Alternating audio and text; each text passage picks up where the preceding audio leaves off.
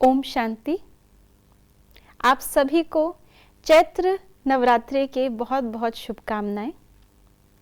ये पर्व भारतीय संस्कृति का अनोखा पर्व है जो वर्ष में 2 बार आता है।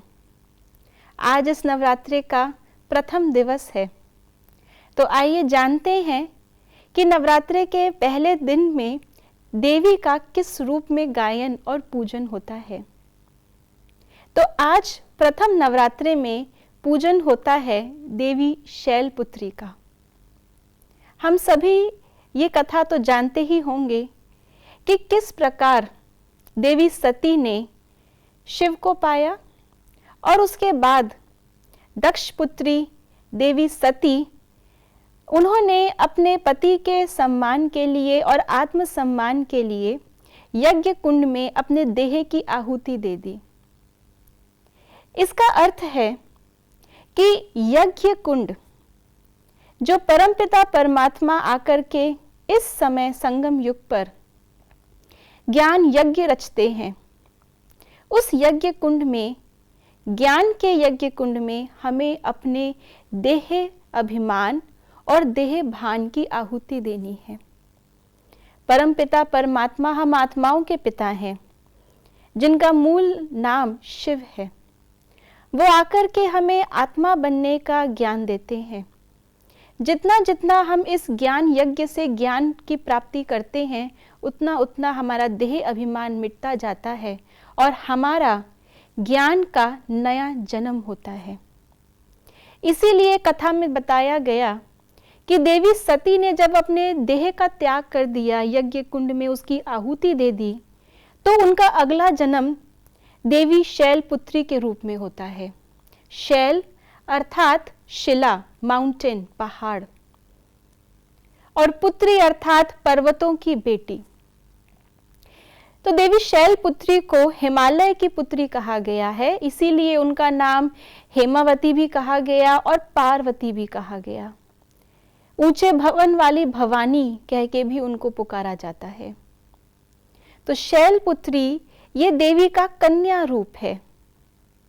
हिमालय की पुत्री होने का अर्थ है ऊंची स्थिति की निशानी। हिमालय को ऊंचे पर्वतों की सबसे ऊंची श्रेणी में डाला जाता है, और हिमालय की पुत्री होने का अर्थ है कि अपने मन की अवस्था को इतना ऊंच बना लेना।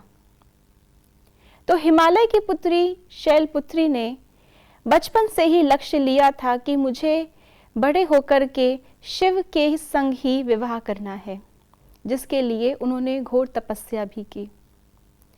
इन देवी का स्वरूप जो दिखाया जाता है, इनको नंदी पे सवार दिखाते हैं। इनके 2 हाथ हैं, एक हाथ में कमल का पुष्प है और एक हाथ में त्रिशूल धारण किए हुए हैं, और इनके मस्तक पर अर्धचंद्रमा सुसज्जित है। इसका अर्थ है कि देवी शैलपुत्री के पास ब्रह्मदेव, विष्णुदेव और शंकर देवता की शक्तियां समाई हुई हैं। यहाँ ब्रह्मा जी को नंदी के रूप में दिखाया गया है, जो शिव के वाहन, शिव की सवारी है। निराकार परमपिता परमात्मा शिव जब इस धरती पर आते हैं तो एक सामान्य मानवीय वृद्ध तन का आधार लेते हैं, जिसको नंदीगण के रूप में दिखाया जाता है। तो नंदीगण अर्थात ब्रह्मा देव की सृजन करने की शक्ति इन शैलपुत्री देवी में है। श्री विष्णु उनको गृहस्थ जीवन में दिखाते हैं, जिसकी निशानी है कमल पुष्प। उनके हाथ में भी कमल पुष्प होता है। तो गृहस्थ में रहते हुए देवत्व को प्राप्त करना, ये श्री विष्णु की निशानी जो कमल पुष्प के रूप में देवी शैलपुत्री के एक हाथ में है और दूसरे हाथ में है त्रिशूल। त्रिशूल अर्थात जो 3 कारणों से हमें दुख प्राप्त होता है, तन, मन और धन, उन तीनों कारणों को खत्म करके उनको अच्छा बनाना, अपने मन को, अपने तन को और अपने स्थूल रिसोर्सेस को, धन को परमात्मा के कार्य में लगाना, इनके द्वारा सेवा करना।